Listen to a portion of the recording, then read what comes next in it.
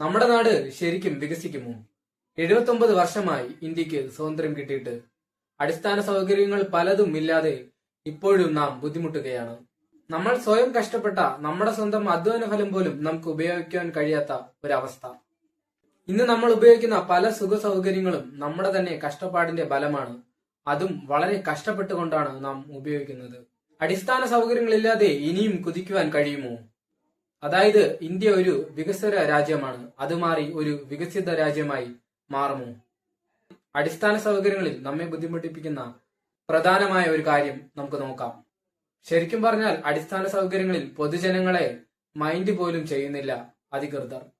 അടിസ്ഥാന സൗകര്യങ്ങളിൽ നമുക്ക് വേണ്ട പ്രധാനമായ ഒരു കാര്യത്തെ പറ്റി നമുക്ക് നോക്കാം. 2025 കണക്കുകൾ പ്രകാരം പ്രതിദിനം 77,000 വാഹനങ്ങളാണ് വിറ്റഴിച്ചത്. ആകെ മൊത്തത്തിൽ 40 ലക്ഷം വാഹനങ്ങളും. 2022 കണക്കുകൾ പ്രകാരം ഇന്ത്യയിൽ 35.4 കോടി രജിസ്റ്റർ ചെയ്ത വാഹനങ്ങൾ ഉണ്ട്. 2022 കണക്കുകൾ പ്രകാരം ഇന്ത്യയിൽ 35.4 കോടി വാഹനങ്ങളാണ് രജിസ്റ്റർ ചെയ്തിട്ടുള്ളത്. ഇന്ന് അതിലും എത്രയോ വലുതായി കഴിഞ്ഞിരിക്കുന്നു. 146 കോടിയാണ് ഇന്ത്യയുടെ ജനസംഖ്യ. അതിൽ 40%, അതായത് 56 കോടി പേർക്ക് സ്വന്തമായി വാഹനങ്ങളുണ്ട്. ഇതിൽ 54% കുടുംബങ്ങൾക്കും ടൂ വീലറുകളാണ്.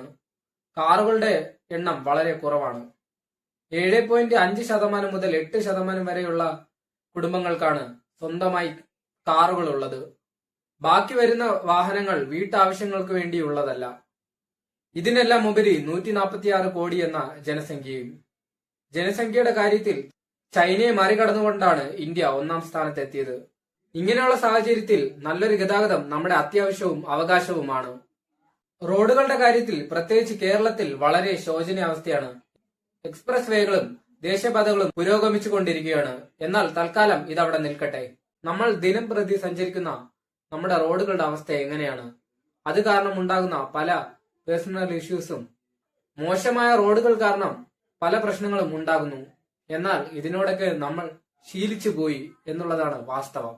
ഇന്ത്യയിലെ റോഡുകളുടെ കുണ്ടും കുഴിയും കാരണം പ്രതിവർഷം 1800-ൽ പരം ആളുകളാണ് മരണപ്പെടുന്നത്. എന്തായിരിക്കും റോഡുകൾ മോശമാകുവാനുള്ള പ്രധാന കാരണങ്ങൾ? അതേക്കുറിച്ചൊന്ന് നോക്കാം. അശാസ്ത്രീയമായ റോഡ് നിർമ്മാണവും നിലവാരം കുറഞ്ഞ നിർമ്മാണ സാമഗ്രികൾ ഉപയോഗിക്കുന്നതും റോഡുകളിൽ വേഗത്തിൽ തന്നെ കുണ്ടും കുഴിയും ഉണ്ടാകുവാൻ കാരണമാകുന്നു. മറ്റൊന്ന്, മഴക്കാലത്ത് റോഡുകളുടെ ഉപരിതലത്തിലെ വിള്ളലുകളിലൂടെ താഴേക്ക് ഇറങ്ങുകയും അത് റോഡിന്റെ അടിത്തറയെ ബാധിക്കുകയും ചെയ്യുന്നു. കൂടാതെ റോഡിന്റെ ഇരുവശത്തും മലിനജലവും ഡ്രെയിനേജും ശരിയായ രീതിയിൽ ഒഴുകി പോകുവാനുള്ള ഓടകളും സംവിധാനങ്ങളും ഇല്ലാത്തതും ഉള്ളതിന്റെ നിലവാരം വളരെയധികം കുറഞ്ഞതുമായതുകൊണ്ട് തന്നെ റോഡിന്റെ നിലവാരം പരിതാപകരമാക്കുന്നു. ഈ ഒരു സാഹചര്യം പലപ്പോഴും മാലിന്യങ്ങൾ റോഡിലേക്ക് വരുത്തുകയും ചെയ്യുന്നു. മറ്റൊന്ന്, ഭാരം കൂടിയ വാഹനങ്ങളുടെ സഞ്ചാരമാണ്. അനുവദനീയമായതിലും കൂടുതൽ ഭാരമാണ് ഇങ്ങനെയുള്ള വാഹനങ്ങൾ ചുമക്കുന്നത്. ഇത് നിരന്തരം കടന്നു പോകുമ്പോൾ റോഡിന്റെ ഉപരിതലം തകരുവാൻ കാരണമാകുന്നു. കൂടാതെ ഇവ സൃഷ്ടിക്കുന്ന ട്രാഫിക് ജാമുകളും ചെറുതല്ല. അറ്റകുറ്റപ്പണികളിലെ വീഴ്ചയാണ് മറ്റൊരു കാരണം. അറ്റകുറ്റപ്പണികൾ ശരിയായ സമയത്ത് നടക്കാത്തതും ചെറിയ കുഴികൾ പിന്നീട് വലിയ കുഴിയായി മാറുവാനും പിന്നീട് മഴക്കാലമാകുമ്പോഴേക്കും തന്നെ ഇത് മൊത്തമായും തകരുവാനും കാരണമാകുന്നു. മറ്റൊന്ന്, പൈപ്പ് ലൈനുകളുടെയും കേബിളുകളുടെയും സ്ഥാപനത്തിനായി റോഡുകൾ വെട്ടിപ്പൊളിക്കുന്നതും അവ ആവശ്യം കഴിഞ്ഞിട്ട് ശരിയായ രീതിയിൽ മൂടാത്തതും ഇതിനെതിരെ അധികൃതർ വേണ്ട നടപടി സ്വീകരിക്കാത്തതും വലിയ വീഴ്ച തന്നെയാണ്. റോഡ് നിർമ്മാണ കരാറുകളിലെ അഴിമതി. ഇത് കരാറുകാർ ഗുണനിലവാരം കുറഞ്ഞ സാമഗ്രികൾ ഉപയോഗിക്കുവാൻ കാരണമാകുന്നു. ഉപയോഗിച്ച് റോഡുകൾ പണിയുന്നതിന് ഒരു പ്രധാന കാരണമാണ്. കേരള ഹൈക്കോടതി കേരളത്തിലെ റോഡുകളെ പറ്റി വിശേഷിപ്പിച്ചത് ഒരു മനുഷ്യനിർമ്മിത ദുരന്തമെന്നാണ്. ഇതുകൂടാതെ ഈ ഒരു സാഹചര്യം നമ്മുടെ സാമ്പത്തിക ഭദ്രതയെ തകർക്കുന്നത് വലിയ രീതിയിൽ ആരും ശ്രദ്ധിക്കുന്നില്ല. കുണ്ടും കുഴിയുമുള്ള റോഡുകളിൽ വാഹനങ്ങൾ ഓടിക്കുമ്പോൾ വാഹനങ്ങളുടെ ആയുസ് കുറയുകയും കൂടാതെ ഇതുപോലുള്ള റോഡുകളിൽ വളരെ കുറഞ്ഞ ഗിയറിലാണ് വാഹനങ്ങൾ ഓടുന്നത്. ഇത് വാഹനങ്ങളുടെ ഇന്ധനക്ഷമതയെ കുറയ്ക്കുകയും പെട്രോളിന്റെയും ഡീസലിന്റെയും ചിലവ് വർദ്ധിപ്പിക്കുകയും ചെയ്യുന്നു. കൂടാതെ റോഡുകളുടെ സ്ട്രക്ചർ തന്നെ ശരിയല്ലാത്തത് കൊണ്ട് തന്നെ അവിടെയുള്ള മണ്ണും പൊടികളും വാഹനങ്ങളിൽ പറ്റിപ്പിടിക്കുകയും ഇത് വാഹനങ്ങൾ പെട്ടെന്ന് സർവീസിനെത്തിക്കുകയും ചെയ്യുന്നു. ഇതിനായി നമ്മുടെ കയ്യിൽ നിന്ന് തന്നെയാണ് പണം ചെലവാകുന്നതും.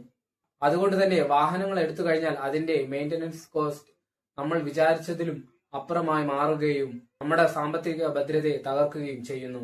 അടിസ്ഥാന സൗകര്യങ്ങളിൽ ഇത്രയും വലിയ വീഴ്ചയും അതുമൂലമുണ്ടാകുന്ന മരണങ്ങളും സർവൈവ് ചെയ്തു വന്നവർക്ക് പിന്നീടുള്ള ആരോഗ്യ പ്രശ്നങ്ങളും ഹോസ്പിറ്റൽ ചെലവുകളോടും വാഹനങ്ങളുടെ റിപ്പയറും തുടങ്ങിയ കാര്യങ്ങൾ നമ്മുടെ സാമ്പത്തിക ഭദ്രതയെ തകർത്ത് നമ്മൾ ഓരോ വ്യക്തികളെയും താഴേക്ക് വലിച്ചിടുകയാണ്.